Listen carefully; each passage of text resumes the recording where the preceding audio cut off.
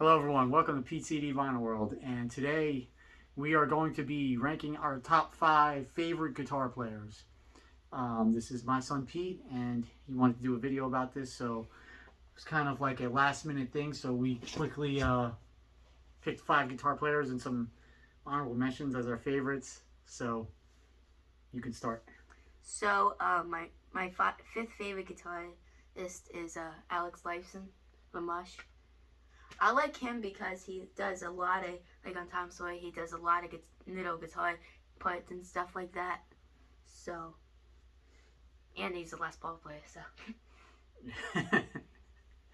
um, all right, so my number 5 is somebody that probably you wouldn't think of right away, but in the last, say, 10 years, he's become one of my favorite guitar players, and that's Steve Lukather from Toto, and probably a bunch of other songs you've heard over the years, like Boys of Summer from Don Henley. He plays all the rhythm guitars for Beat It on Michael Jackson, but he you would think he's more of a blues-based player, but when you hear him play, he incorporates jazz and other stuff into his playing.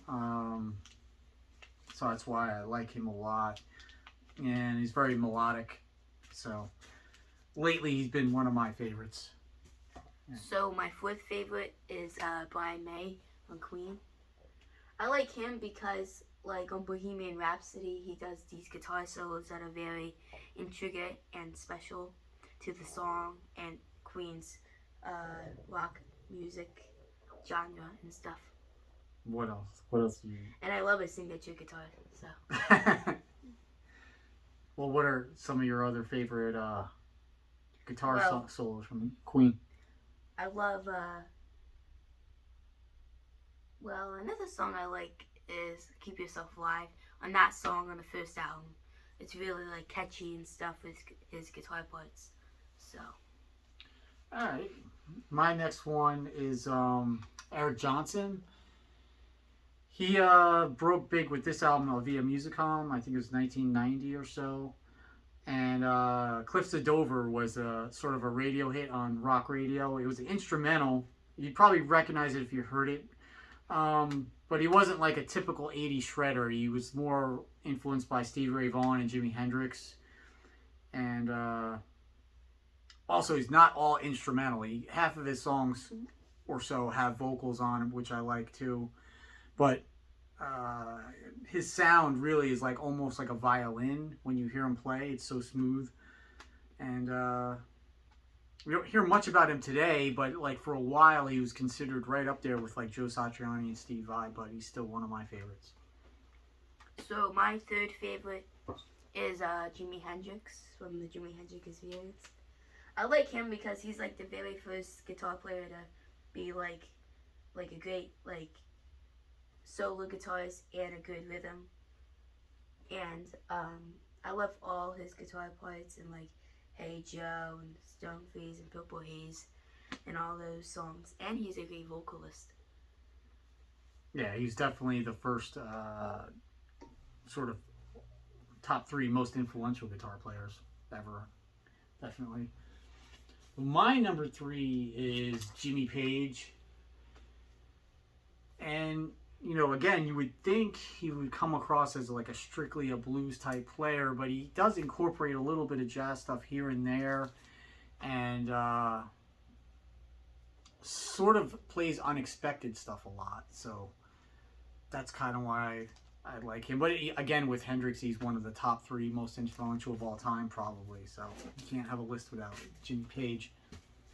So my second favorite is Eddie Van Halen from Van Halen. He's just so he's like one of those guitar players that made other guitar players pick up their guitar like him, like my dad. And like in Eruption, he's like one of the very first players to start tapping on guitars. But yeah, and yeah, he's just a great guitar player. All right. So my number 2 is Ace Frehley. Not that I think he's the second best guitar player of all time, but as far as what I like,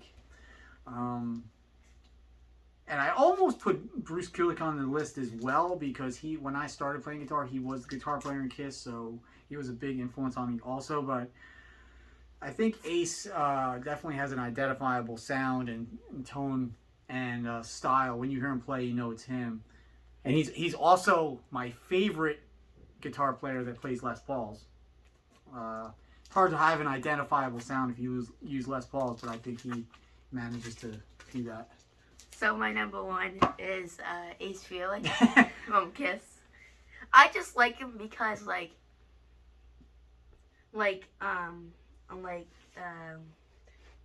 in New York Groove, it's just like a great song and everything.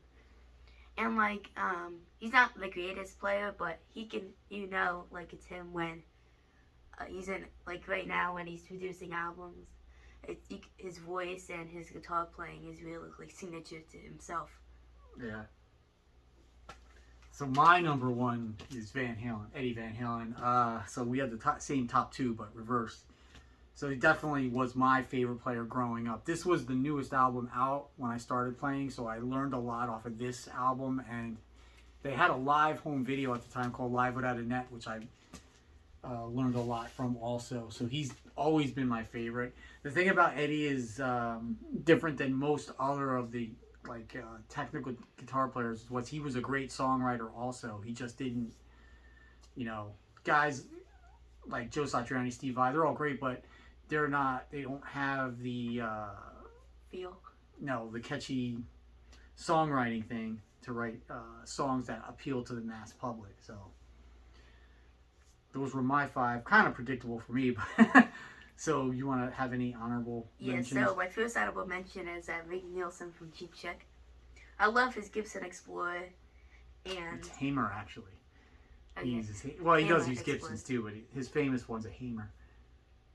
I mean, he's just a great influence on Cheap Trick people Cheap Trick fans because he has a lot of great songs like I Want You to Want Me. He's great in that song. Well, the live version, not the piano version. But yeah, he's just a great player and his own perspective.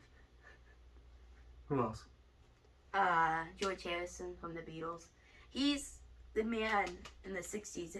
He was like the Eddie Van Halen in the 60s because he did all those cool guitar parts in the Beatles and that stuff like that. So, and another honorable mention is Malcolm Young and Angus Young because they're both great players from AC/DC. They're great because it's a long way to the top of rock and roll. Malcolm Young is just the rhythm part. He's just slapping that guitar the whole time, and it's great. And Angus Young is doing that guitar solo on that song, so that's why the two great brothers in a band. Yours honorable mentions? Well, you can look back here. Anyone could be an honorable mention. Once I get past my first few, I would say I have 50 other guitar players I like. So I would say to round out my top 10, it'd be Jimi Hendrix, Joe Satriani, Bruce Kulick from Kiss probably, Ty Tabor from King's X, Dave Murray and Adrian Smith from Iron Maiden. More Adrian Smith probably. Who else we got here? Richie Blackmore. Pete Townsend. Well, Pete Townsend, yeah, more of a songwriter type. Richie Blackmore. I said Richie Blackmore. Buck Dharma from Blue Oyster Cult. George Lynch. He was supposed to be in my top 5. Frank Zappa.